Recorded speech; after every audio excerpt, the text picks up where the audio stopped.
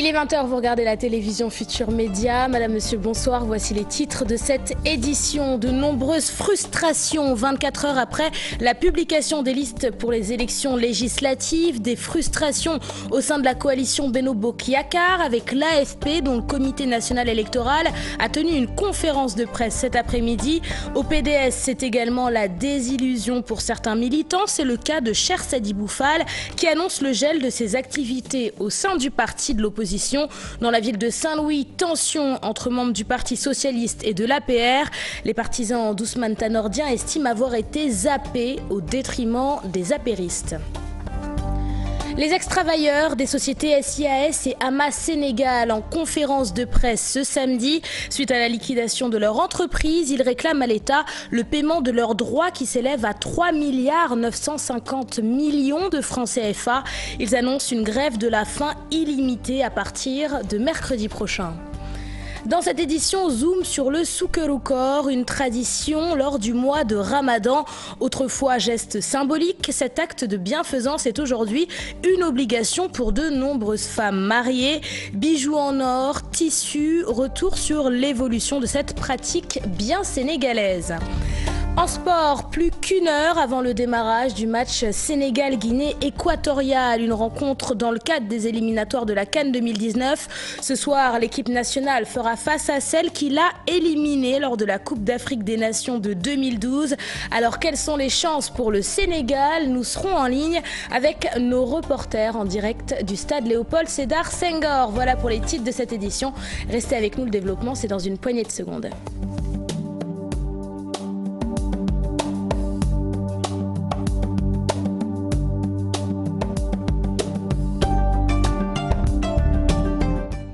Bienvenue à vous tous et merci de vous informer sur la télévision Futur Média. De nombreuses frustrations au lendemain de la publication des listes pour les élections législatives. Cet après-midi, le comité national électoral de l'AFP a tenu une conférence de presse lors de laquelle les progressistes ont dénoncé leur absence sur la liste de la coalition Benno Bokk Yakaar.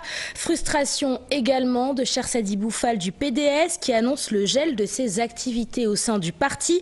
Et puis retour sur la réaction de l'ancien Premier ministre Aminata Touré, dont le nom ne figure pas non plus sur la liste de sa coalition, Mame Birame Diouf et Modou Diop.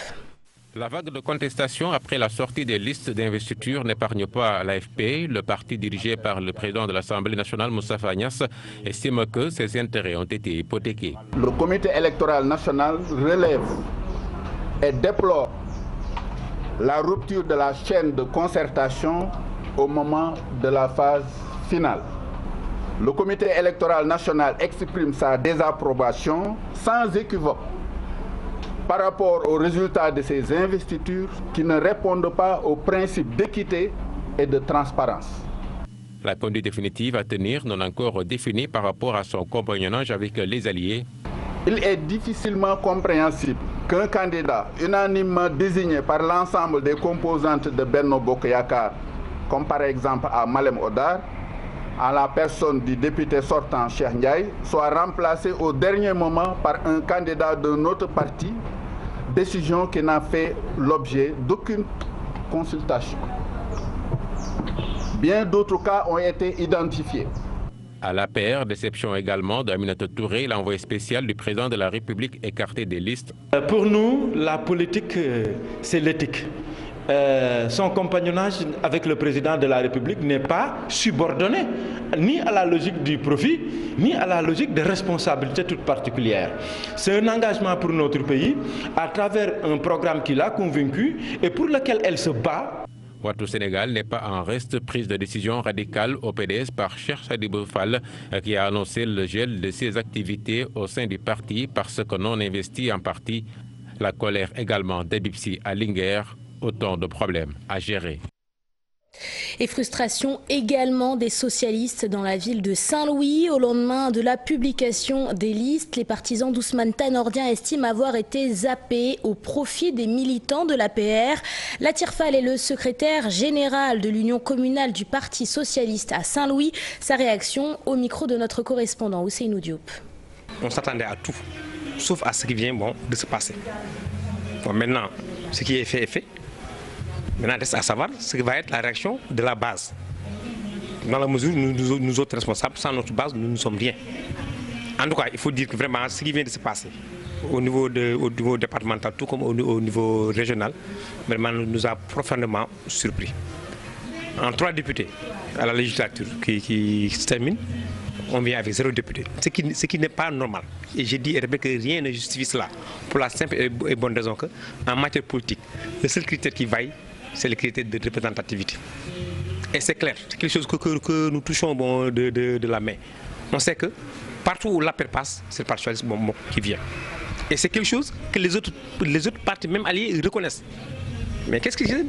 Mais si c'est le parti qui gêne au niveau de la coalition, mieux vaut nous mettre à l'écart, dans la mesure où nous ne pouvons pas aller sans notre base. Et il est hors question vraiment d'aller dire à cette base de venir soutenir cette liste. Nous restons avec les élections législatives du 30 juillet prochain. Les listes ont donc été publiées hier au niveau de la direction générale des élections.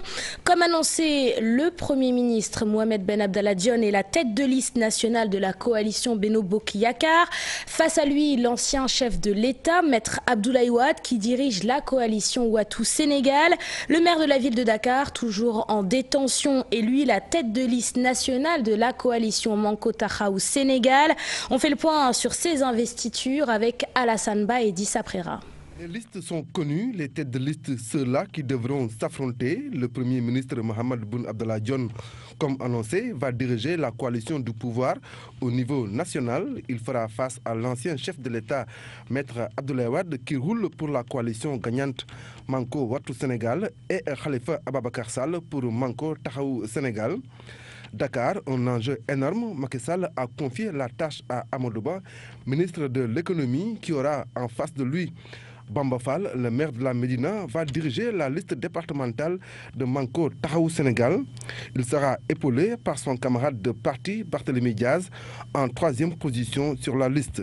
Dans cette même liste, on retrouve Moussa Sy des Parcelles Assainies et Babacar Mbengue de Hann Bel-Air dans le département de Pikine.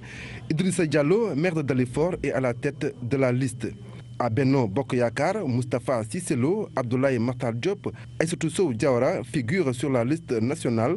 De nouvelles têtes, mais aussi des surprises, frustrations et déceptions sont notées. À Manko Wattu Sénégal, l'ancien ministre Habib Sy, Cheikh Sadibou Fall et Aminata Lo n'ont pas aimé le choix fait par le camarade de parti. D'après même quelques informations, Aminata Lo, investie à la 18e position, a décidé tout bonnement de tourner le dos à la coalition dirigée par Maître Abdoulaye Wade. La facture de ces prochaines élections législatives est estimée à 16 milliards de francs CFA pour un total de 47 listes.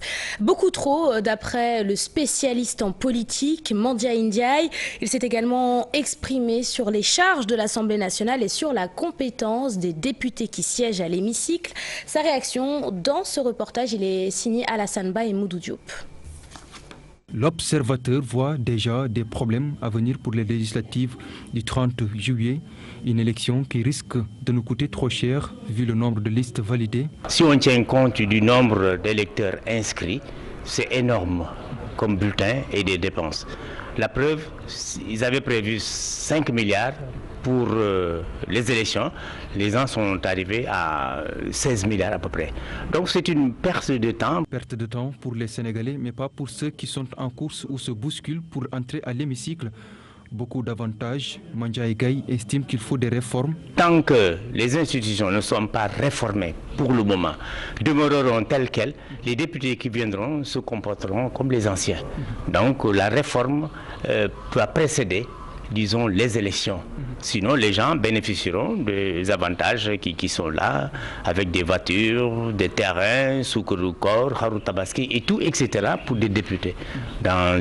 Pour une population où la majorité ne mange pas à sa faim. En diminuant également les avantages à l'Assemblée, on fera peut-être moins de convoitises. L'opportunisme mis en avant dans le choix des têtes de liste. Ces têtes de liste, c'est pour leur aura et ce qu'ils peuvent apporter à leur coalition ou leur liste, etc. C'est pourquoi on les a choisis.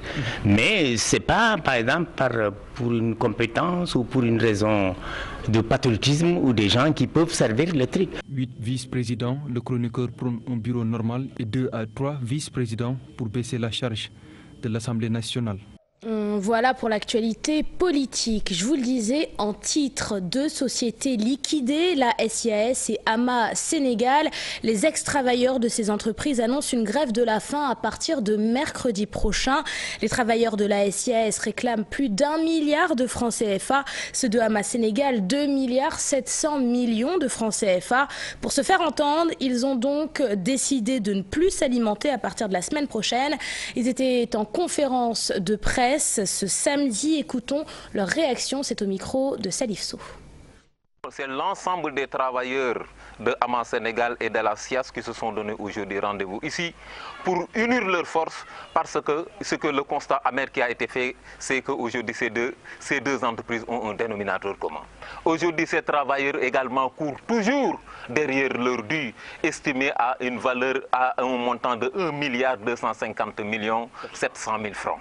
Mais c'est apparemment identique à l'ensemble également des ex-travailleurs de AMA Sénégal qui courent derrière 3 milliards 99 millions, dont 3 avances de 130 millions. Aujourd'hui, l'État leur doit un reliquat de 2 milliards 709 millions. Vos concitoyens vivent dans la précarité, vivent dans des difficultés inexplicables.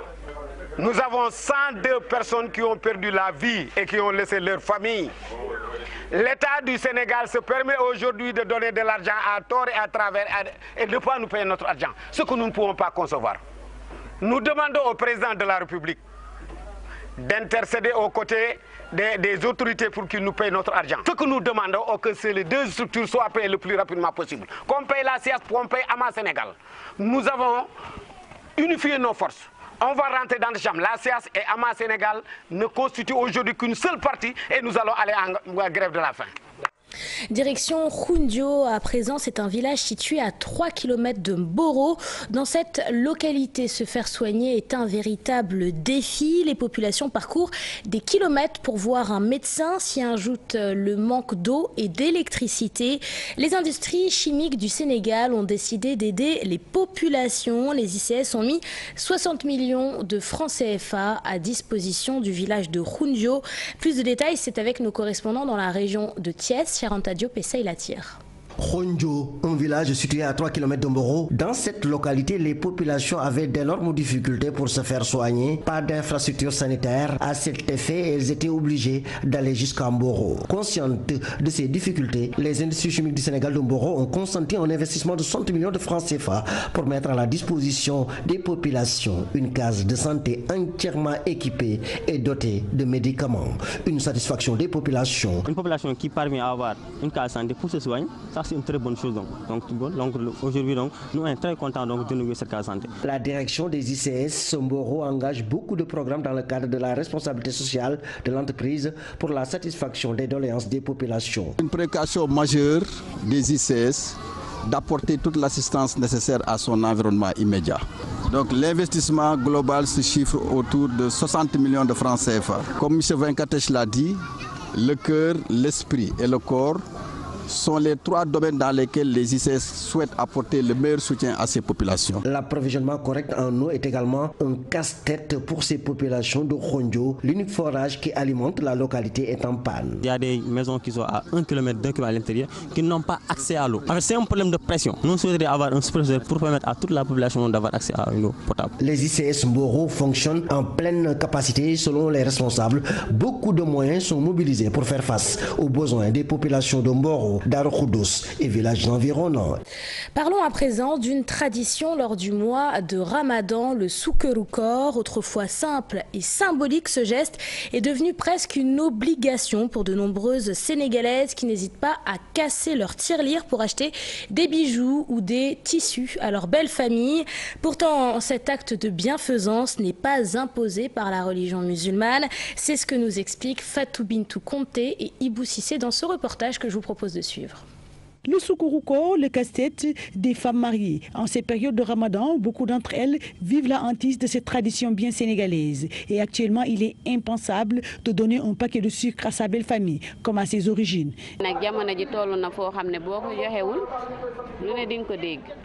Actuellement, si tu ne donnes pas le sucre au corps, tu entres dans toutes sortes d'insanités auprès de ta belle famille. Les femmes voudraient bien le faire, mais parfois tout le monde n'a pas les mêmes moyens. Vous pouvez être plusieurs dans une maison. Si tu n'as pas les moyens de donner du sucre au corps, tu entendras toutes sortes de choses. Certaines donnent du tissu, et s'il arrive que toi, tu n'as qu'un paquet de sucre, là, tu es mal barré.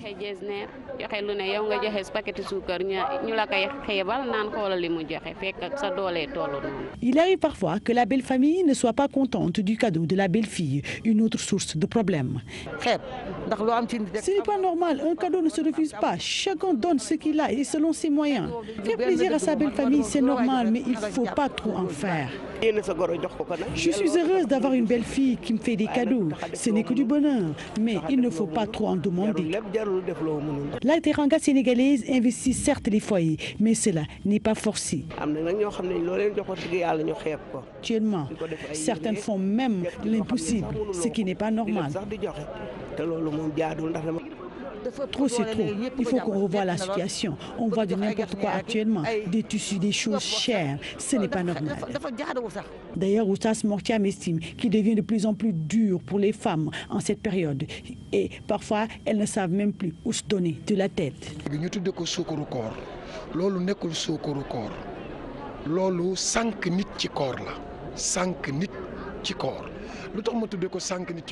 Ce qu'on voit maintenant, ce n'est pas du sucre corps, c'est plutôt des problèmes qu'on amène aux femmes. C'est interdit en islam. Les femmes sont fatiguées. Autant c'était un paquet de sucre ou bien un repas bien fait qu'on amenait à sa belle famille. Mais maintenant, on donne des bijoux, des voitures. Ce n'est vraiment pas normal. Des bijoux, des valises, des autos, des décharges, et beaucoup amoul, nous chassons.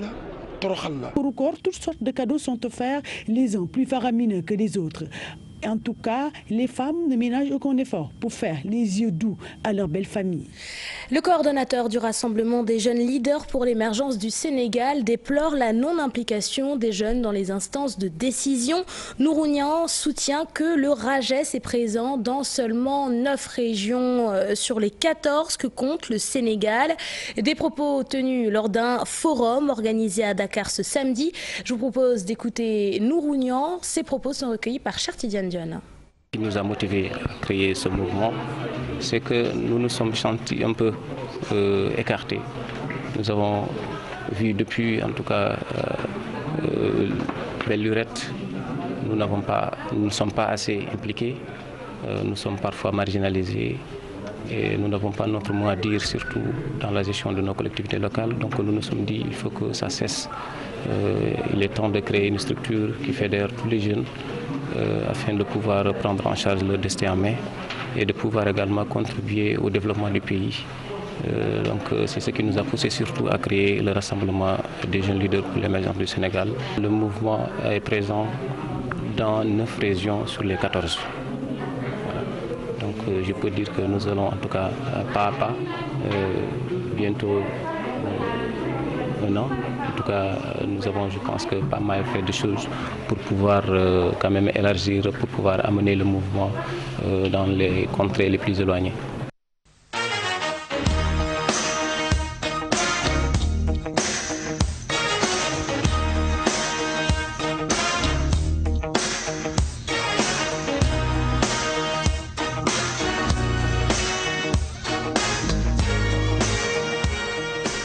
Bienvenue à tous dans la page des sports que nous ouvrons avec du football, mais cette fois pour parler de gestion. L'ancien international Salif Diao, par ailleurs joueur de la génération de 2002, poursuit sa tournée sous la bannière de la structure Solution. À Ziguinchor, Salif Diao parle de la nécessité de se concerter pour apporter la solution, justement, pour une bonne gestion du football sénégalais. Je vous propose de l'écouter. Il est interrogé par notre correspondant à Ziguinchor, Boubacar Diassi. On est tous sénégalais, chacun est libre de donner son opinion et de voir les choses à sa façon. Donc moi je vois les choses de cette façon, c'est-à-dire rassembler, fédérer les gens, essayer de trouver des solutions à tous ces problèmes. Parce que depuis des années et des années, tout le monde parle que de problèmes, mais il n'y a personne encore qui est venu avec une solution. Moi, je suis bien d'accord qu'on parle de problèmes quand on a une solution. Donc, et puis, je pense qu'aussi, il faut être acteur, il faut être au sein du mouvement, il faut être présent. Donc, ça serait mal vu pour moi de venir dire aux gens il y a problème sur ceci, il y a problème sur cela, sans connaître vraiment dans quel environnement ils évoluent. Donc, d'où l'importance de cette tournée que nous sommes en train de faire. Nous voulons aller sur place, discuter avec les acteurs, parce que chaque région a sa spécificité. Donc, je pense que c'est aussi simple que ça. C'est ce qui fait que c'est bien. Peut-être qu'aujourd'hui, si tout cette idée de la solution est née, peut-être que c'est parce qu'il y a des gens qui ont fustigé et qu'aujourd'hui, il y a d'autres personnes qui se démarquent. Sénégal, Guinée équatoriale. Le démarrage du match, c'est dans moins d'1 heure au stade Léopold Sédar Senghor. Les Lions vont essayer de rentrer de la meilleure des manières dans ces éliminatoires de la CAN de 2019 face à l'équipe qui les avait éliminés lors de la Coupe d'Afrique des Nations de 2012. Dans la tanière, on ne veut surtout pas parler de revanche. Chartidiane Diao. Pour les Lions du Sénégal, pas question de se rater pour le début des éliminatoires dans un match aux allures de revanche, même si tout le monde ne le prend pas de la sorte. Non, il n'y a pas de revanche à prendre. C'est une autre équipe aujourd'hui du Sénégal et je pense que c'est une autre équipe de la Guinée aussi, donc il n'y a pas de revanche à prendre. On manque un peu d'efficacité, maintenant c'est pas que les attaquants, c'est aussi les milieux de terrain, c'est les défenseurs, c'est toute l'équipe, donc il faudra travailler ensemble pour essayer de gagner ce match. Même s'ils ne sont pas animés d'un esprit revanchard, les Lions auront à cœur de s'imposer face à une équipe qui les avait éliminés lors de la CAN 2012.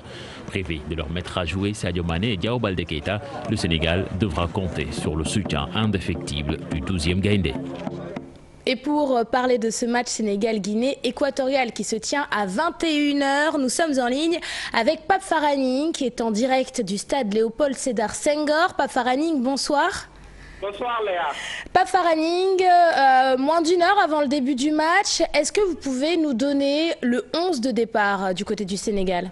Oui, ça vient de tomber du côté du Sénégal. On a Abdoulaye Diallo dans les buts. Karambo, Kalidou Koulibaly forme l'axe central. Gassama donc qui va récupérer le couloir droit, mais aussi Adama Mbeng confirmé du côté gauche. Au milieu du terrain, il y aura Gana Gueye, Henri Saivet, Salif Sané, Pape Alioune Ndiaye. On aura 2 attaquants, Moussa Sow et Mame Biram Diouf. Voici Léa, le 11 de départ sénégalais par rapport contre l'Ouganda. Il y a beaucoup de changements. Et en tant que journaliste sportif, Pape Farah, vous le sentez comment ce 11 de départ? Plutôt bien? Oui, c'était le 11 probable pour dire Karambo, donc habitué de la défense comme Kalidou Koulibaly, de même que Gassama. Il y a un seul changement parce que Cheikh Mbengue n'est pas là, Souaré n'est pas là aussi, donc Adama Mbengue forcément occupe donc ce côté gauche. Au niveau de l'entrejeu, avec l'absence donc du capitaine Cheikh Kouyaté, normalement on a Salif Sané, Saivet donc était titulaire lors de la CAN, Pape Alioune Ndiaye confirmé comme numéro 10, Moussa Sow donc qui a beaucoup fait avec l'absence aussi de Sadio Mané, le footballeur, et son compère d'attaque Diao Baldé Keita. C'est normal qu'on a ce 11 de départ Léa. Pape Faraning, on n'entend pas beaucoup de bruit autour de vous à plus de 30 minutes du démarrage du match. Quelle est l'ambiance au stade Léopold Sédar Senghor? Les gens commencent à venir peu à peu, donc après la rupture donc, du jeune, vous comprenez, les Sénégalais donc viennent, ceux qu'on vient de la banlieue, d'autres de l'autre côté. Mais on espère qu'il y aura un léger mieux par rapport au match précédent pour vous dire que le Sénégal joue dans la poule A. Donc ce soir, Sénégal joue contre donc Guinée équatoriale, mais partage cette poule avec Madagascar et Soudan. Un match très attendu après le match nul donc décevant, 0 but partout. Là pour vous dire, vous l'avez dit tout à l'heure, Guinée équatoriale avait éliminé le Sénégal donc en CAN 2012 par 2 buts à 1. Donc pour l'instant, revanche ou pas, mais le Sénégal doit montrer un autre visage pour aller donc à cette CAN Cameroun 2019, pour vous dire que Cameroun est le tenant du titre. Merci à vous, Pape Farani, en direct du stade Léopold Sédar Senghor. On souhaite donc bonne chance à cette équipe nationale qui fait donc face à la Guinée équatoriale ce soir. Voilà, c'est la fin de cette édition. Merci de l'avoir suivi. Merci de votre fidélité. Bon appétit si vous êtes à table. Excellent samedi soir et à demain, dimanche, pour le journal de 20h.